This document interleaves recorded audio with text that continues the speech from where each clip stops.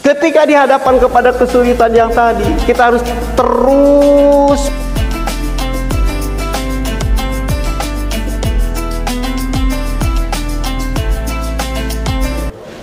Bismillahirrahmanirrahim.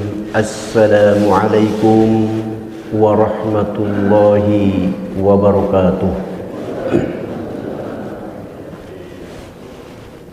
Alhamdulillahilladzi nahmaduhu wa nasta'inuhu wa nastaghfiruh wa na'udzu billahi min shururi anfusina wa min sayyiati a'malina.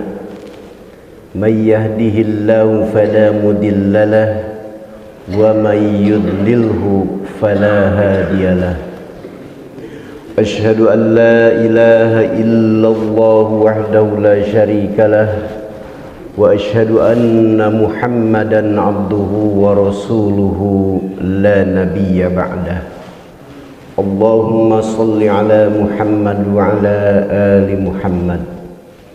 Ayyuhal muslimun rahimakumullah, ittaqullaha haqqa tuqatihi wa la tamutunna illa wa antum muslimun. Puji dan syukur kita panjatkan kehadirat Allah Subhanahu wa ta'ala yang sampai saat ini menanamkan ketenangan ke dalam jiwa kita melalui keyakinan kita di dalam menyembahnya melalui agama yang disampaikan oleh Nabi Muhammad sallallahu alaihi wasallam, yaitu agama Islam. Mudah-mudahan melalui upaya yang kita lakukan, termasuk di dalamnya kita melakukan kajian akidah ini, Allah Subhanahu wa ta'ala mengistiqomahkan kita semua. Istiqomah adalah sesuatu yang berharga bagi kita semua yang Allah berikan kepada kita. Kita ingin kuatnya keyakinan kita, betulnya keyakinan kita, mantapnya tauhid kita terhadap Allah Subhanahu wa ta'ala itu, sampai kita nanti menghadap kepadanya dan kemudian Allah menunjukkan kepada kita tempat kembali yang sesungguhnya, yaitu surga Allah Subhanahu wa ta'ala. Amin ya rabbal alamin. Salawat dan salam semoga senantiasa dilimpahkan kepada junjungan kita habibana wa nabiyyana Muhammad sallallahu alaihi wasallam, seluruh keluarganya, sahabatnya, para tabi'in dan seluruh pengikutnya, termasuk kita semua yang sekarang berada di Masjid Fathul Ummah ini. Dan mudah-mudahan keturunan kita, semua manusia yang dilahirkan oleh Allah Subhanahu wa ta'ala untuk menjalani kehidupan di dunia ini sampai hari kiamat nanti, mereka yang menjalankan agama yang benar ini semuanya diselamatkan oleh Allah Subhanahu wa ta'ala, memperoleh syafaat dari Kangjeng Rasulullah sallallahu alaihi wasallam. Amin ya rabbal alamin. Jamaah rahimakumullah, setiap upaya yang kita lakukan, setiap ibadah yang kita lakukan, apakah itu ibadah mahdhah ataupun ghair mahdhah, upaya untuk mempertinggi kualitas keyakinan kita, mempertinggi kualitas ibadah kita, semuanya itu harus dilandasi dengan ikhlas semata-mata karena mencari keridhaan Allah Subhanahu wa ta'ala. Allah Subhanahu wa ta'ala memberikan tanda-tanda kepada setiap makhluknya yang bernama manusia, yang diberikan keridhaan oleh Allah Subhanahu wa ta'ala. Antara lain di dalam hadis digambarkan tanda yang paling menonjol bahwa seseorang itu berada di dalam keridhaan Allah dalam kasih sayang Allah Subhanahu wa ta'ala, dia sudah merasakan nikmatnya di dalam melaksanakan ajaran agama. Melaksanakan ajaran agama itu, melaksanakan perintah Allah itu sudah bukan merupakan sekedar untuk menunaikan perintah Allah, tapi dia sudah merasakan bahwa itu sebagai sebuah kenikmatan yang dianugerahkan oleh Allah Subhanahu wa ta'ala. Kita semua berproses sampai hari ini, yang sudah tua-tua kita ini. Dulu pada saat kita masih kecil, dan ini untuk menunjukkan bagaimana apa yang diklaim atau diucapkan oleh Nabi, apa yang dijelaskan oleh para ulama yang barusan tentang kenikmatan beribadah, itu berproses. Dan kalau ada, dan mudah-mudahan kita semua termasuk di dalamnya, yang mengalami proses ini sungguh berbahagia. Sungguh orang ini telah memperoleh tanda bahwa Allah itu sungguh-sungguh menyayangi kita. Apa? Kehusuan, kenikmatan di dalam beribadah. Dulu kita ketika belajar sholat, mungkin ketika usia kita masih SD, dan terus terang pada zaman dulu saya masih anak-anak, ada sedikit perbedaan dengan zaman sekarang. Maksudnya di kalangan keluarga yang dari dulu mempelajari agama sampai dengan sekarang terus mempelajari agama. Sebut saja di kalangan keluarga yang religius. Kelihatannya yang sekarang ini keluarga-keluarga yang religius, religiosity-nya, keberagamaannya itu cenderung lebih maju daripada zaman dulu. Ini hebatnya antara lain perkembangan bagaimana metodologi yang diterapkan oleh para pendidik terhadap anak-anak kita, terhadap cucu-cucu kita. Beda dengan zaman dulu waktu kita belajar agama di kampung. Dulu zaman saya banyak teman-teman yang kalau disuruh berangkat ke masjid untuk sholat berjamaah itu karena masih kecil lari dari rumah berangkat ke masjid tapi tidak masuk ke masjid. Jadi mengelilingi masjid saja Pak Ibu, kemudian pergi kemana dan diperkirakan. Ini sudah belajar mengestimasi sejak kecil. Diperkirakan kalau selesai sholat di masjid itu udah pada selesai, maka dia pulang ke rumah. Seakan-akan sudah sholat. Nah, anak-anak sekarang level kejujurannya itu lebih hebat. Maksudnya anak-anak yang dulu sudah religius orang tuanya dan sekarang semakin religius. Jadi sudah hampir yang demikian itu sebut saja berkurang dan berkurang dan berkurang. Nah, mungkin ada di antara kita yang dulu seperti demikian dan sekarang perasaan nikmat di dalam beribadah itu menjadi semakin melembaga, semakin kuat. Jadi ibadah itu sholat sunat kita masuk ke masjid, melakukan tahiyatul masjid, kemudian melakukan sholat qobliyah subuh, itu dengan penuh penghayatan, dengan penuh perasaan dan nikmat ketika sujud berlama. Seakan andaikan tidak ada imam yang akan memimpin sholat berjamaah dan mungkin juga ada yang lain ingin segera melakukan sholat karena ada keperluan lain, ingin terus berlama-lama di dalam sujud, menyampaikan doa-doa di dalam sujud, tetapi karena ada kebersamaan kemudian dibatasi. Jika sudah merasakan hal yang seperti ini, tenang merasa ada di masjid, melaksanakan ibadah itu bukan lagi karena menunaikan, sekedar menunaikan kewajiban, tapi betul-betul sudah enjoy, sudah menikmati. Itu adalah karunia Allah Subhanahu wa Ta'ala yang amat luar biasa, termasuk di dalam mengikuti kajian.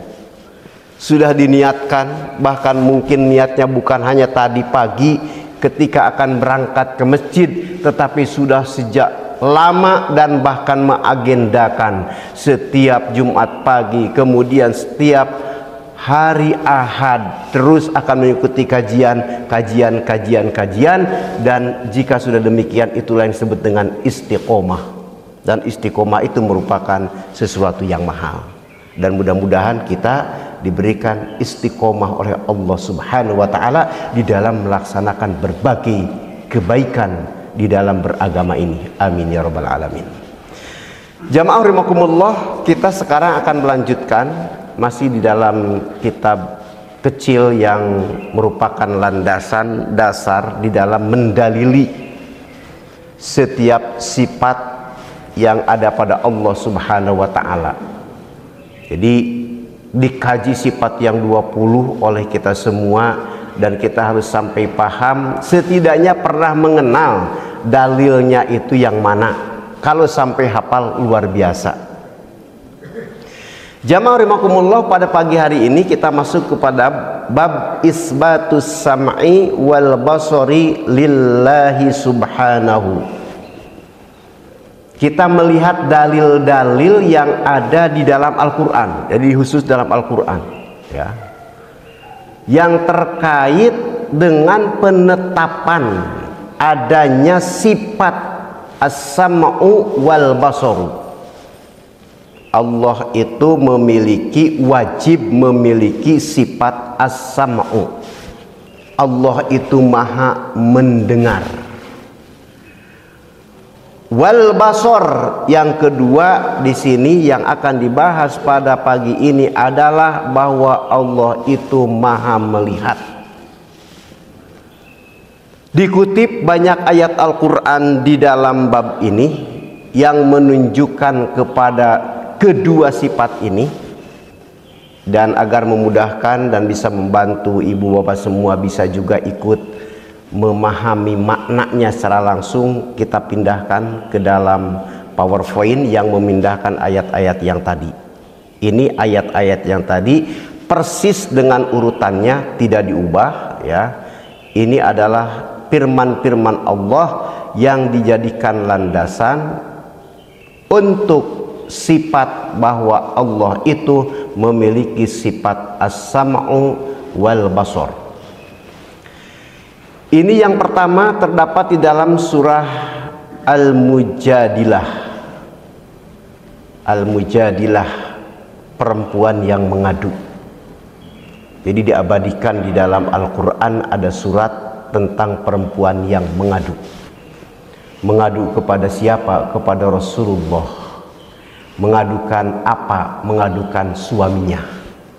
Dan Allah berfirman, a'udzubillahi minasyaitonirrajim, bismillahirrahmanirrahim. Qad sami'allahu qawlal lati tujadiluka fi zawjiha wa tashtaki ilallahi wallahu yasma'u tahawurakuma innallaha sami'un basir. Ini kata yang dimerahkan, qad sami Allah, qad sami Allah, dan di ujung ada innallaha sami'un basir. Kita sudah memiliki keyakinan bahwa Allah itu memiliki sifat yang wajib ada padanya yang 20. Wujud, kidam, baqa, mukhalafatul lil hawadisi, qiyamuhu binafsihi, wahdaniyat, kudrat, irodat, ilmu, hayat, sama, basor, kalam, qadiron, muridan, aliman, hayyan, sami'an, basiron, mutakaliman ya. 20 wajib kita tahu, wajib kita hafal, dan bahkan kita harus berupaya sampai mengetahui dalil dari Al-Quran. Ini yang diupayakan, ini tingkat dasar. Jadi kita meyakini bahwa Allah itu memiliki sifat sama, as-sama'u. Allah itu wajib memiliki sifat maha mendengar. Kita dulu mungkin yang pernah sekolahnya di madrasah sanawiyah atau madrasah aliyah, jadi sudah membaca atau mendapat pelajaran bahwa para ulama membagi sifat yang 20 itu kepada 4 kelompok, ya. Ada yang disebut dengan nafsiyah. Nafsiyah itu yang berhubungan dengan zat Allah, yaitu sifat wujud, ya. Kemudian kelompok yang kedua, jadi nafsiyah ada satu, wujud, Allah itu ada. Kelompok yang kedua disebut dengan kelompok salbiyah, yaitu sifat yang menafikan bahwa Allah itu memiliki sifat yang khusus yang berbeda dari sifat yang dimiliki oleh manusia. Khusus ada 5: kidam, bako, mukhalafatul lil hawadisi, qiyamuhu binafsihi, wahdaniyat. 5, ya, itu salbiyah. Kemudian ada kelompok yang ketiga disebut dengan ma'ani, sifat-sifat Allah yang abstrak. Antara lain ini yang 2 ini jumlahnya ada 7: kudrot, irodat, ilmu, hayat, sama, basor, kalam. Nah, itu kelompok yang ketiga. Ma'ani, abstrak itu. Dan ulama ahlus sunnah wal jamaah memang luar biasa untuk meningkatkan keyakinan kita itu sampai demikian membagi-bagi ini. Yang keempat yang disebut dengan ma'nawiyah, konsekuensi dari yang barusan: irodat, ilmu, hayat, sama, basor, kalam, qadiron, muridna, aliman, hayyan, sami'an, basiron, mutakaliman. 7 yang terakhir, 7 yang kedua, 14. 7 yang terakhir dikelompokkan kepada sifat ma'nawiyah. 7 yang kedua dari akhir disebut dengan kelompok sifat ma'ani. Kemudian 5, ya, 5 yang sebelum, yang sesudah wujud itu disebut dengan salbiyah, dan 1 yang disebut atau dikelompokkan kepada sifat nafsiyah, yaitu sifat wujud Allah subhanahu wa ta'ala. 20 jumlahnya. Nah, pagi ini kita berada pada pembahasan tentang sifat ma'ani, abstrak, ya, abstrak. Jadi dalil-dalil ini menunjukkan bahwa Allah itu memang memiliki sifat itu sesuai dengan yang difirmankan oleh Allah subhanahu wa ta'ala. Qad sami'allahu, sungguh Allah telah mendengar. Mendengar apa? Qaulallati tujadiluka fi zawjiha, perkataan wanita, pengaduan wanita yang mengajukan gugatan kepada kamu tentang suaminya. Wa tashtaki ilallahi wallahu yasma'u tahawurakuma innallaha sami'un basir. Dan mengadukan hal itu kepada Allah, bukan hanya kepada Nabi Muhammad, tapi juga kepada Allah subhanahu wa ta'ala. Ini menjadi asbabun nuzul turunnya ayat yang pertama dari surat Al-Mujadilah ini. Allah itu maha mendengar terhadap apa yang disampaikan oleh wanita-wanita ini. Sesungguhnya Allah itu maha mendengar lagi maha melihat. Mendengar, maha melihat. Maha mendengar, maha melihat. As-sam'u wal basor. Di akhir ayat ini sekaligus dikatakan innallaha sami'un basir. 2 menyatu. Ini sifat abstrak. Bagaimana Allah mendengar, bagaimana Allah melihat? Ini terkait dengan apa yang disampaikan oleh saudara kita pada bulan yang lalu, ya, bahwa pemahaman terhadap sifat-sifat Allah subhanahu wa ta'ala itu setidaknya ada 3 kelompok yang berbeda. Kita di akhir nanti akan dicoba diperlihatkan ya, yaitu ada kelompok yang paling ekstrim yang disebut dengan kelompok Mu'tazilah ya. Ekstrim karena dia di dalam memahami sifat-sifat Allah itu mengandalkan kepada kemampuan rasio pemikiran.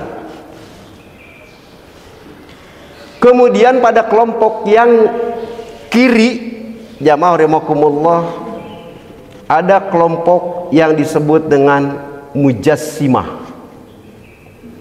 Kelompok yang selalu mengibaratkan bahwa sifat-sifat Allah itu seperti yang ada pada makhluknya yang bernama manusia.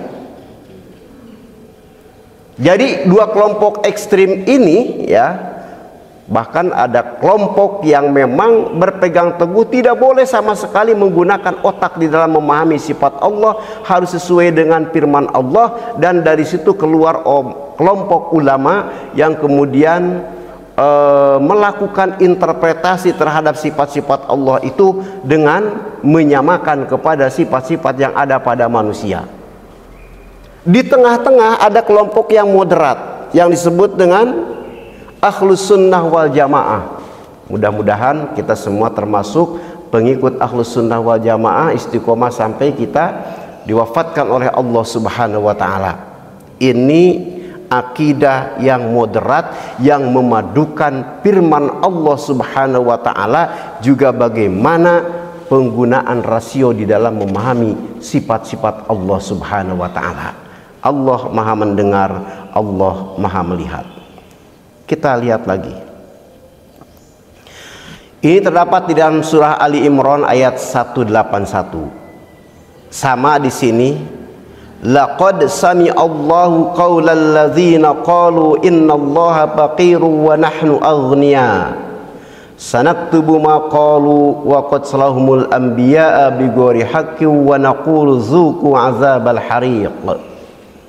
Ini Allah mengatakan laqad sami'allah, sama dengan yang sebelumnya tadi. Kita perhatikan, ini qad sami'a. Yang kedua ini laqad sami Allah.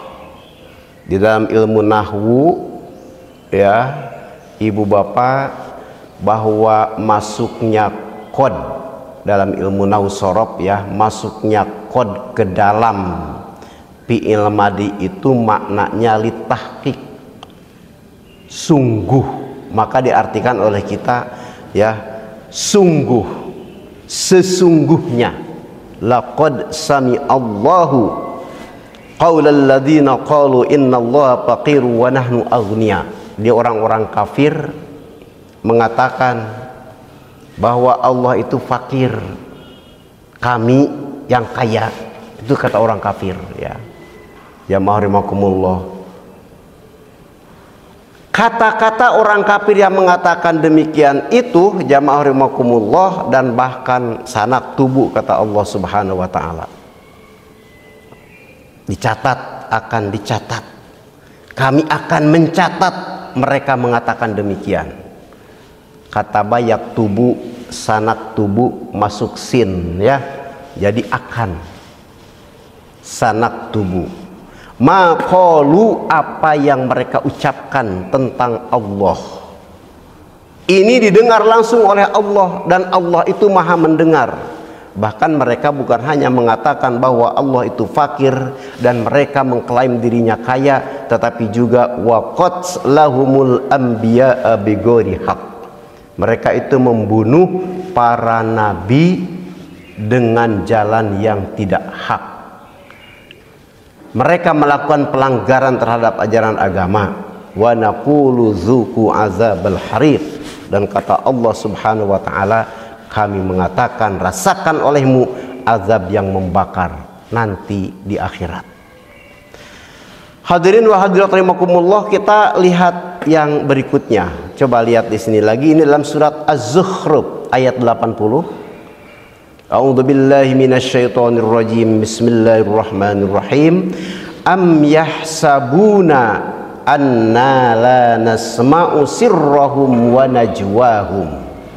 bala wa rusuluna ladaihim yaktubun. Jamaah rahimakumullah, orang-orang ada yang mengira anna la nasma'u, bahwa sungguhnya kami, yaitu Allah subhanahu wa ta'ala itu tidak mendengar sirrohum, kepada rahasia. Jadi kalau berbisik-bisik itu dikira tidak akan diketahui oleh Allah subhanahu wa ta'ala. Coba ayat ini kita perhatikan. Orang-orang yang melakukan pelanggaran terhadap ajaran agama, terhadap hukum-hukum yang dibuat oleh manusia yang relevan, yang sejalan dengan ajaran agama, sebut saja hukum di negara kita. Hukum di negara kita itu bukan hukum Islam kebanyakan, tetapi tidak bertentangan dengan hukum Islam, sejalan. Jadi kalau dilanggar sama dengan melanggar perintah Allah subhanahu wa ta'ala. Jika melanggar apa yang dilarang sama dengan melanggar larangan Allah subhanahu wa ta'ala. Jika tidak mengerjakan perintah yang ada pada hukum sama dengan tidak mengerjakan perintah Allah subhanahu wa ta'ala. Banyak orang yang menganggap karena kehilapan mereka, kebanyakan bukan karena ketidaktahuan. Karena yang melakukan pelanggaran terhadap agama itu lebih banyak orang yang karena pengetahuannya hebat daripada ketidaktahuan. Jadi menganggap anna la nasma'u, kami ini tidak mendengar, kami ini tidak mengetahui. Jadi kalau dibisik-bisikan tidak keras, kemudian kata mereka Allah tidak akan tahu. Padahal Allah subhanahu wa ta'ala mengetahui sirrahum, kepada segala rahasia sekecil apapun, hatta sampai kepada apa yang baru dilintaskan di dalam hati. Rencana baik akan menjadi sebuah kebaikan, dan rencana jahat diketahui oleh Allah tapi tidak dicatat sebagai sebuah maksiat, sebagai sebuah kejahatan sebelum dilakukan tindakan kejahatan itu. Ma'asyiral muslimin wal muslimat rahimakumullah. Kita lihat ayat berikut. Ini dalam surat Thaha ayat 46. A'udzu billahi minasyaitonir rajim. Bismillahirrahmanirrahim. Qala la takhafa innani ma'akuma asma'u wa ara. Asma'u, Allah itu memiliki sifat maha mendengar, wa ara, Allah itu memiliki sifat basor, maha melihat. Allah berfirman kepada Nabi Musa dan Nabi Harun yang saat itu terancam, dan kata Allah, la takhafa innani ma'akuma asma'u wa ara. Aku mendengar apa yang disampaikan oleh masyarakat sekitarmu kepadamu, dan aku melihat tindakan apa yang dilakukan oleh masyarakat sekitarmu terhadap kalian berdua. Asma'u wa ara. Teruskan agak cepat ya, supaya cukup semuanya sampai akhir. Banyak ayatnya. Ini yang terdapat dalam surat Al-Alaq, kita semua sudah hafal bahkan ya. Alam ya'lam bi annallaha yara. Tidakkah dia mengetahui bahwa sungguhnya bi annallaha yara, Allah itu maha melihat atas segala perbuatannya. Dipantau kita ini oleh Allah subhanahu wa ta'ala, dan Allah maha mengetahui. Bi annallaha yara, ini khusus sifat maha melihatnya Allah subhanahu wa ta'ala. Apa yang sedang kita lakukan? Oh, sedang mencatat. Mencatat apa? Mencatat dalil sifat bahwa Allah itu memiliki sifat basor. Allah melihat. Bi annallaha yara, Allah itu maha melihat apa yang kita lakukan. Allah maha mendengar apa yang kita ucapkan. Allah maha. Ini nanti akan dilihat bagaimana pemahaman Mu'tazilah, kemudian Ahlus Sunnah terhadap sifat-sifat Allah secara keseluruhan, dan wabil khusus pada pagi hari ini kepada dua sifat yang disebut dengan as-sam'u wal basar ini. Dalam surah Asy-Syu'ara ayat 218 sampai 220, alladzi yaraka hina taqum, alladzi yaraka hina taqum, bahwa Allah itu melihat kamu ketika kamu berdiri. Berdiri untuk apa? Untuk sholat. Ini terkait dengan sholat ayat ini. Allah melihat setiap individu yang melakukan sholat berdiri, maka sholat itu wajib bagi yang mampu. Itu salah satu rukun sholat itu berdiri. Jadi kalau kita mampu berdiri, jangan sholat sambil duduk. Kalau kita masih bisa duduk, jangan sholat sambil nyangigir, kata orang Sunda, berada pada pinggir badan kita. Dan kalau masih mampu sholat dengan kondisi seperti begitu, jangan dulu sholat sambil terlentang. Terlentang itu posisi sholat yang terakhir. Sudah tidak bisa berdiri, masih wajib sholat, duduklah. Sudah tidak bisa duduk pun masih wajib sholat. Silahkan ala jambika, yang ngigir, lamun yang ngigir ges teu bisa, silahkan sambil nangkarak. Bergerak tapi dalam posisi terlentang. Kalau gerakan pun masih sudah tidak bisa bergerak, sholat masih wajib dengan isyarat. Ini satu hal yang harus ditekankan. Kita sudah tua dan ada lagi mungkin orang yang lebih tua dari kita. Kalau ada di antara keluarga kita yang sudah lebih tua dari kita, siapapun dia, misalnya sudah 3 bulan terakhir ini sudah tidak bisa berangkatan ke sana kemari, bahkan dia sudah tidak bisa berpindah dari satu tempat ke tempat lain, istilahnya makan di situ, berak di situ, kencing pun di situ. Diurus oleh siapa? Oleh keluarga terdekat. Sungguh mulia anaknya yang, kalau seorang ayah atau ibu yang kondisinya demikian, anak yang mampu menjaga, mengurus orang tuanya sudah demikian. Apa yang harus diingatkan? Banyak yang lupa. Jadi yang diurus itu makannya dipaksa, kemudian kalau BAB dibersihkan, kemudian kalau kencing pun dibersihkan, tapi lupa tidak sampai mewudui dan membimbing untuk sholat. Selesai dianggap selesai ketika sudah dimandikan, dikasih parfum, selesai. Jangan. Harus selama dia pikirannya masih normal, bisa mengingat sholat zuhur itu berapa rokaat, 4 rokaat, dia bergerak, diperhatikan oleh kita seperti sholat 4 rokaat, bacaannya bahkan terdengar oleh kita walaupun tidak dikeraskan, tapi terdengar. Dia masih wajib sholat, dan sholat dia dalam keadaan seperti begitu. Itu tadi kembali kepada yang tadi menunjukkan bahwa yang bersangkutan dan keluarga yang mengingatkannya itu tengah berada dalam kasih sayang Allah Subhanahu wa Ta'ala. Jadi jangan dianggap ada geus kolotkeun bae. Jangan, upayakan sampai bahkan dia sudah linglung, kata orang Sunda.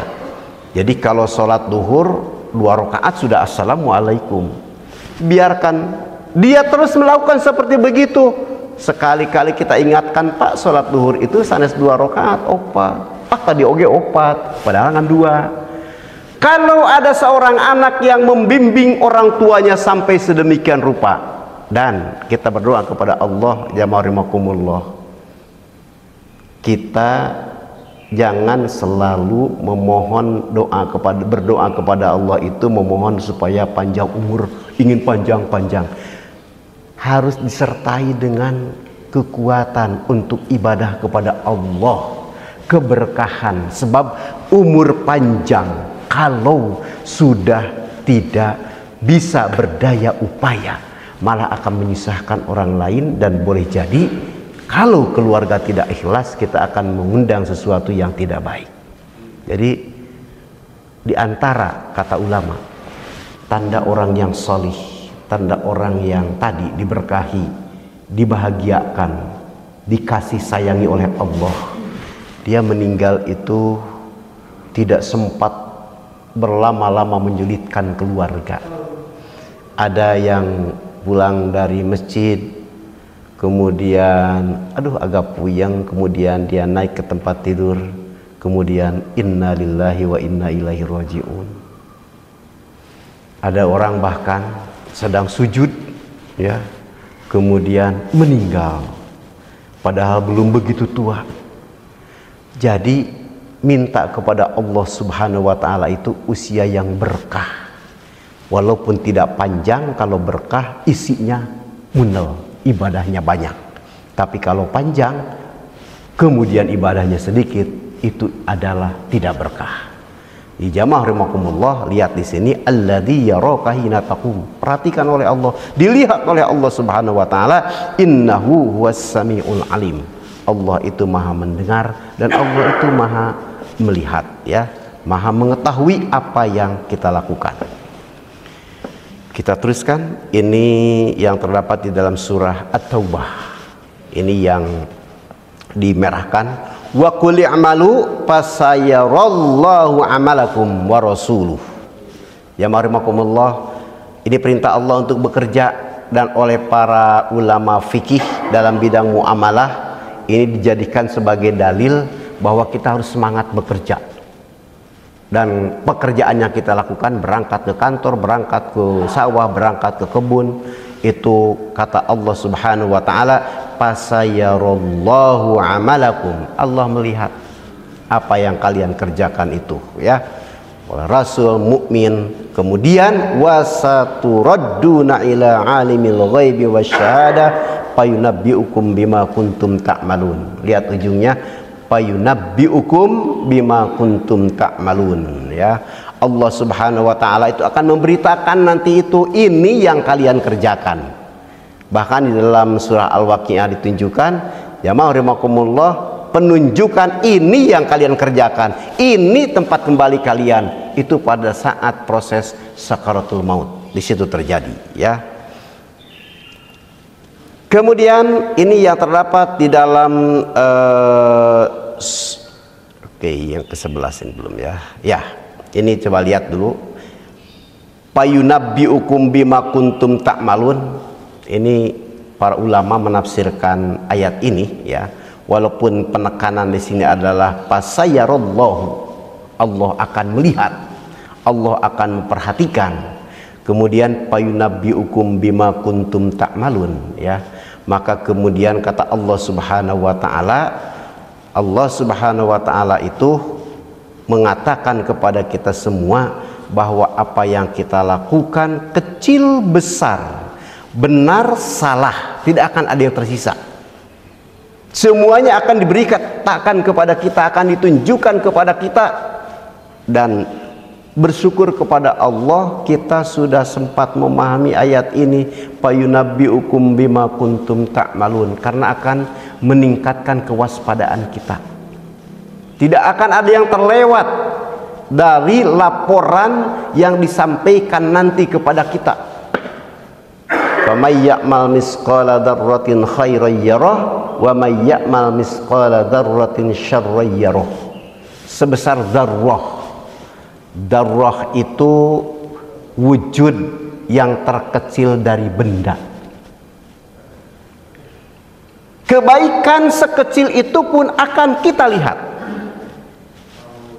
Kejahatan, kesalahan sekecil itu pun akan kita lihat. Allah yang memperlihatkan kepada kita. Mungkin manusia yang melakukannya sudah lupa, tetapi catatan tidak akan pernah hilang. Nah, sekarang masuk kepada ini jamaah rahimakumullah, ini yang terakhir tadi tentang pemahaman para ulama terhadap sifat-sifat yang ada pada Allah Subhanahu wa ta'ala. Kita akan lihat tiga kelompok ini yang paling berbeda, yang paling ekstrim, dan kita melihat bagaimana sikap moderat yang disampaikan, yang diperlihatkan kepada kita dari kelompok Ahlus Sunnah wal Jamaah yang pelopornya Abu Musa al-Asy'ari dan kemudian juga Imam Maturidi, ya.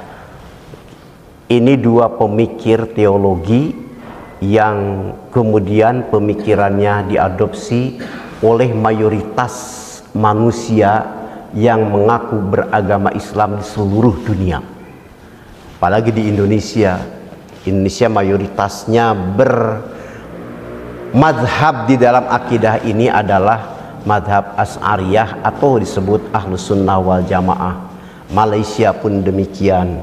Belahan Asia Afrika itu kebanyakan megang pemikiran Asy'ariyah atau Ahlus Sunnah wal Jamaah. Ada tapi tidak banyak yang megang keyakinan yang disampaikan atau dikemukakan oleh pemikir Mu'tazilah. Sama juga tidak banyak yang memegang pendapat yang disampaikan oleh kelompok Mujassimah. Jamaah rahimakumullah, sedikit tentang teologi ini. Pada zaman Nabi itu sederhana. Tidak ada pendapat-pendapat seperti begini. Jadi kalau Allah itu memiliki sifat wujud, Allah itu ada. Kemudian adanya Allah itu tidak ada awal dan tidak ada akhirnya. Selesai. Jadi tidak banyak pemikiran-pemikiran, pertanyaan, tapi karena berkembang ilmu-ilmu lain terutama filsafat, maka kemudian menjadi berkembang. Jadi pada akhir abad ketiga, awal abad keempat Hijriyah, baru lahir madhab-madhab teologi seperti begini. Ada Ahlus Sunnah wal Jamaah sebagai respon terhadap adanya pikiran Mu'tazilah, ya. Di seberang sana ada juga yang disebut dengan Jabariyah ketika memahami qada dan qadar Allah Subhanahu wa taala. Bagaimana kata Mu'tazilah kalau kita memahami sifat, sebut saja ini yang dua, as-sam'u wal basar, ya. Maha melihatnya Allah dan maha mendengarnya Allah. Jadi kalau kata Mu'tazilah, ya, bahwa Allah itu tidak memiliki indera fisik. Jadi teu aya socaan, teu aya, kalau mendengar tidak ada telinganya, ya. Jadi untuk melihat tidak ada menggunakan mata, secara fisik tidak ada, kata Mu'tazilah, ya.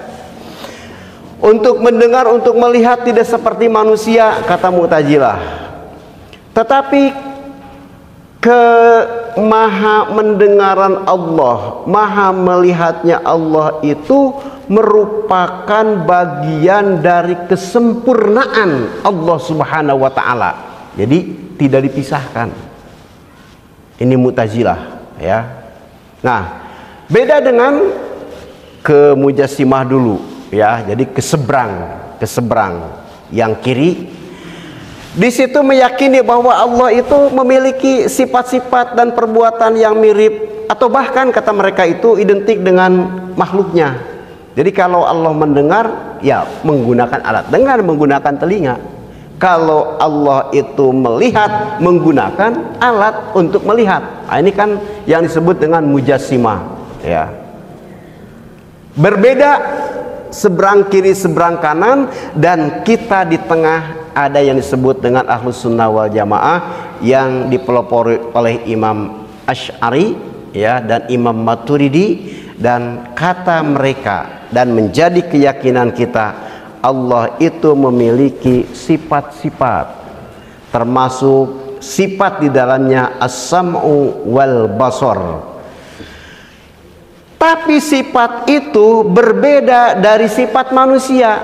Allah mendengar, tetapi mendengarnya Allah berbeda dengan cara mendengar manusia. Daya dengar Allah berbeda dengan daya dengar manusia. Allah itu maha melihat, tapi melihat Allah kepada seluruh makhluknya beda dari cara melihatnya manusia. Daya lihat Allah sudah pernah dikatakan, sampai Nabi mengatakan bahwa sampai ke dasar bumi. Kalau ada yang umpamakan asalnya, misalnya semut hitam di tengah malam yang gelap, kemudian berada di atas batu yang hitam, Allah bukan hanya mengetahui semutnya, tapi jejak-jejak bekas kakinya itu pun Allah ketahui. Sampai Nabi mengatakan 7 lapis langit, 7 lapis bumi, semuanya diketahui oleh Allah Subhanahu wa taala. Ini Ahlussunnah wal Jamaah. Oke. Dalam cara menggunakan pikiran, dalam cara memahami sifat-sifat Allah itu, kalau Mu'tazilah tadi dikatakan menekankan kepada pikiran, menekankan kepada daya pikir, kepada otak alatnya, kemudian menggunakan pendekatan filsafat. Itu Mu'tazilah.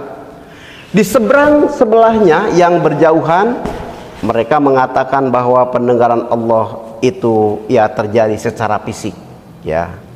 Tapi Ahlussunnah wal Jamaah mengatakan bahwa Allah itu bersifat kekal dan tidak dapat disamakan dengan apapun dari makhluknya, sifat-sifat yang dimiliki oleh manusia. Jadi kalau as-sam'u wal basar yang ada pada Allah Subhanahu wa taala itu selalu menurut ulama Ahlussunnah wal Jamaah tidak sama dengan apa yang ada pada manusia. Yang satu mengumpamakan kepada manusia, yang satu yaitu Mu'tazilah menggunakan rasio dan memahami itu adalah bagian dari kemahatauan Allah Subhanahu wa taala, dan itu merupakan bagian dari kesempurnaan Allah Subhanahu wa taala. Jadi tidak dapat dipisahkan. Kata Mu'tazilah, ya, di dalam memahami sifat Allah, sifat-sifat Allah Subhanahu wa taala, sifat yang wajib pada Allah Subhanahu wa taala, Allah itu tunggal. Ya, Allah itu tunggal. Kemudian segala sifatnya bersifat abadi. Jadi sifat Allah itu abadi sebagaimana abadinya Allah Subhanahu wa taala. Dan sifat-sifat Allah itu merupakan bagian dari zatnya Allah Subhanahu wa ta'ala. Maka kata mereka, sifat Allah itu bukan sesuatu yang terpisah dari zatnya Allah Subhanahu wa ta'ala. Nah, sebaliknya kalau menurut Mujassimah, jadi menurut mereka yang pahamnya disebut dengan antropomisme, artinya mereka menyamakan Allah dengan makhluknya yang bernama manusia di dalam memahami sifat-sifat Allah. Dan sikap mereka ini jelas bertentangan dengan dalil-dalil yang ada pada Al-Quran juga As-Sunnah. Maka jangan sampai ada di antara kita, kemudian juga keturunan kita, mudah-mudahan dilindungi oleh Allah Subhanahu wa taala, yang sampai memiliki pemahaman yang ekstrim yang menyamakan antara sifat-sifat Allah Subhanahu wa taala dengan sifat-sifat yang ada pada manusia. Juga kita tidak boleh berpegang kepada pemikiran Mu'tazilah yang semata-mata mereka menggunakan rasio di dalam memahami sifat-sifat Allah Subhanahu wa taala. Adalah kita harus berdoa kepada Allah agar kita semua, keluarga kita, keturunan kita diistiqomahkan oleh Allah Subhanahu wa taala, berpegang teguh kepada pemahaman yang sudah disampaikan oleh para ulama Ahlussunnah wal Jamaah.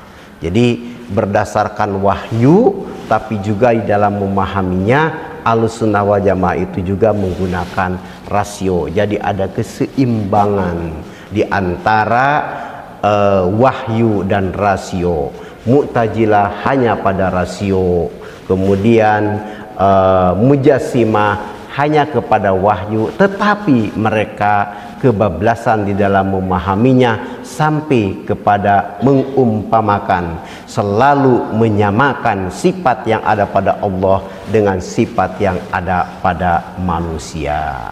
Jamaah rahimakumullah, tiba ya waktunya untuk sholat isyraq, tapi kita masih punya beberapa menit untuk melewati, untuk jalani. Jika ada pertanyaan, silahkan, apakah yang terkait dengan uraian ini atau dengan hal lain dalam hal akidah ini untuk ditanyakan.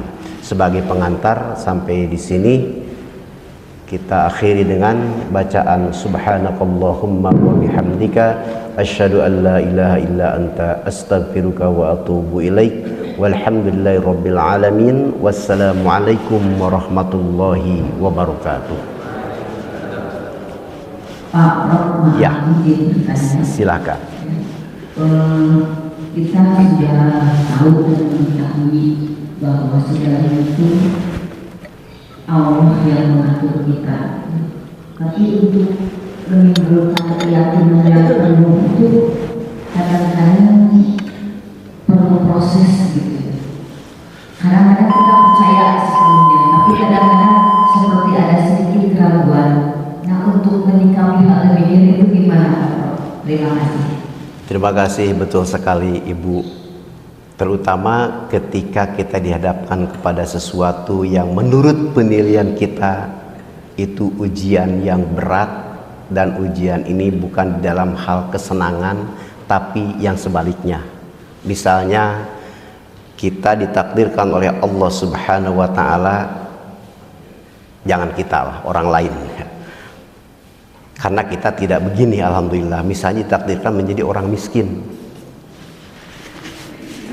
Orang miskin yang tipis keimanannya kepada Allah Subhanahu wa taala, itu akan muncul keraguan, apakah ini betul pengaturan Allah Subhanahu wa taala, ketentuan Allah Subhanahu wa taala bahwa saya ini harus menjadi orang miskin. Misalnya, ya kalau kita dijadikan orang kaya, tapi menjadi orang kaya juga kalau tidak keyakinannya tidak tebal, tidak kuat kepada Allah, akan muncul kesombongan. Ini bukan karena apa yang ditentukan oleh Allah, tapi ini adalah karena saya berusaha, saya bekerja keras. Sombong.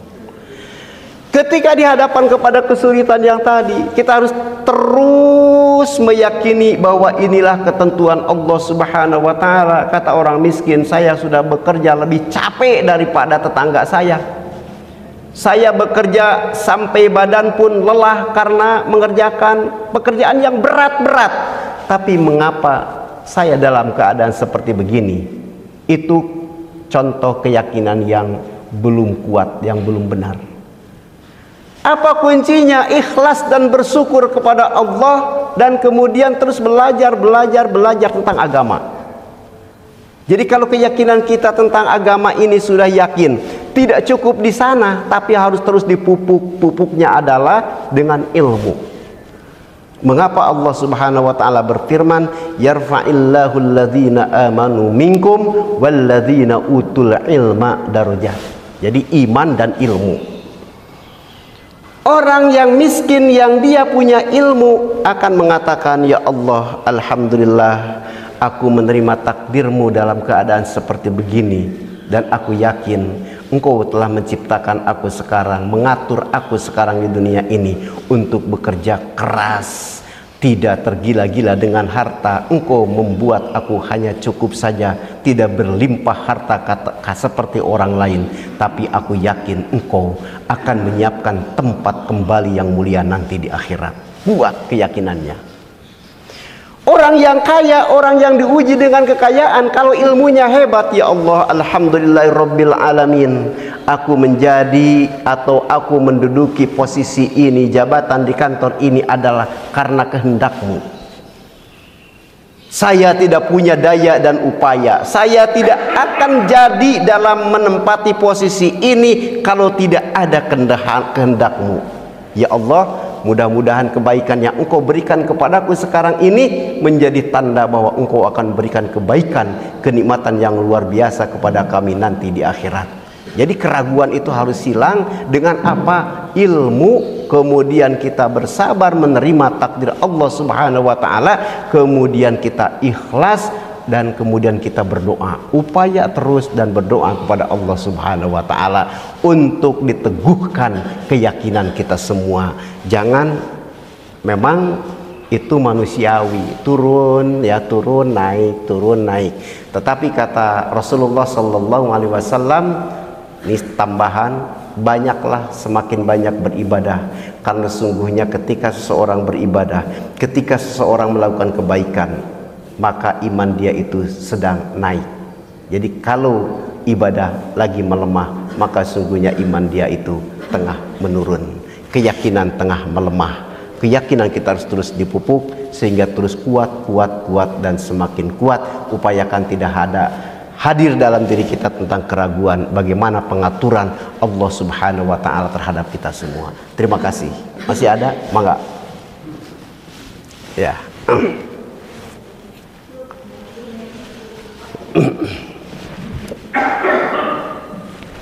Bismillahirrahmanirrahim. Assalamualaikum warahmatullahi wabarakatuh. Waalaikumsalam warahmatullahi wabarakatuh. Dalam sebuah kajian sudah saya kebetulan hadir untuk menerangkan tentang akidah ini dengan paham yang logika tentang proses penciptaan Tuhan dan eksistensi adanya Allah. Ada logika itu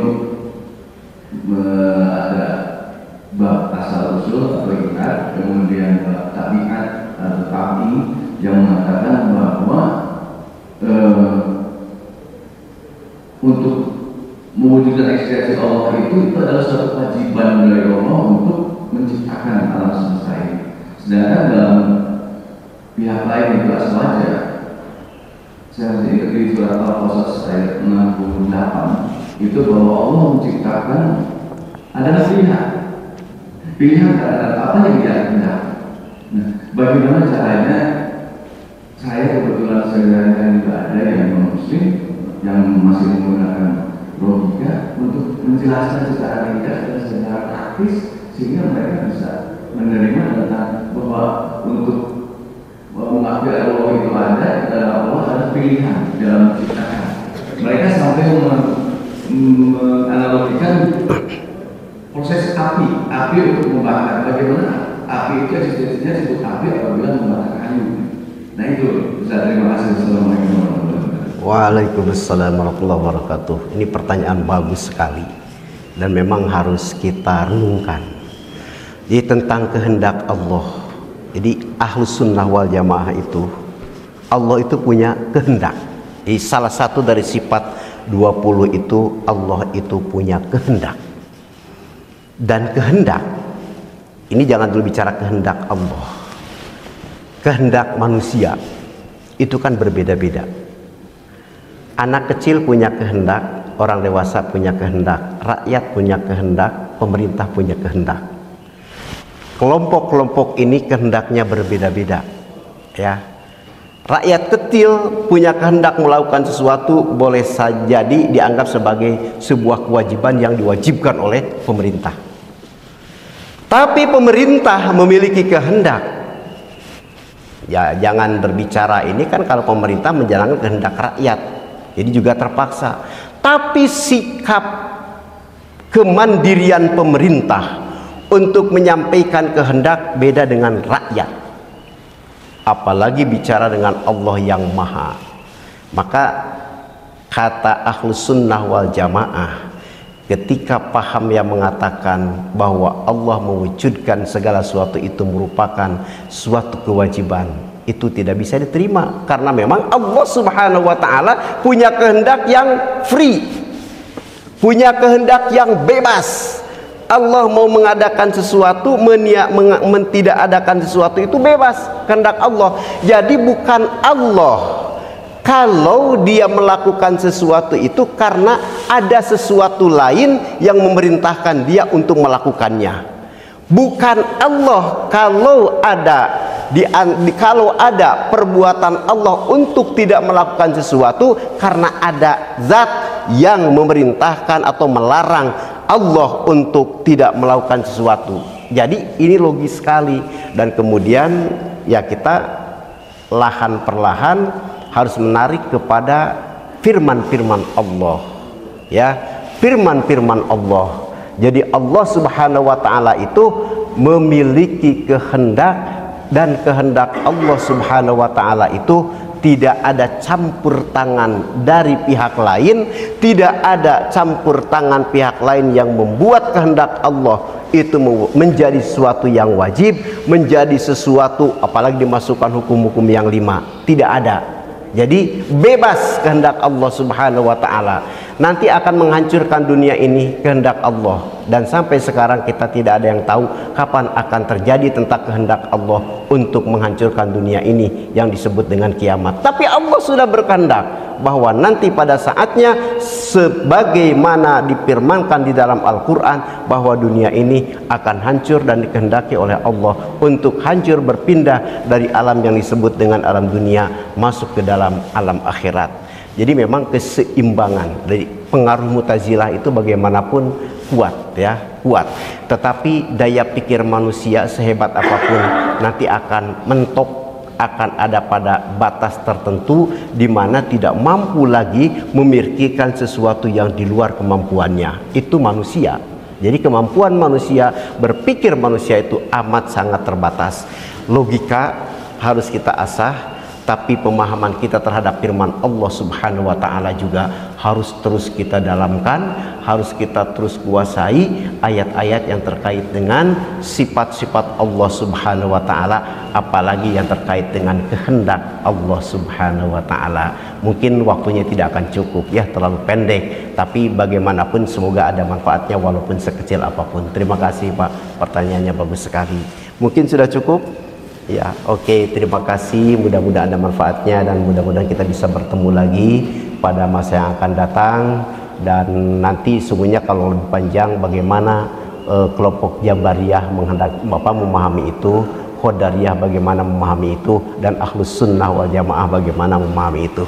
Terima kasih. Wassalamualaikum warahmatullahi wabarakatuh.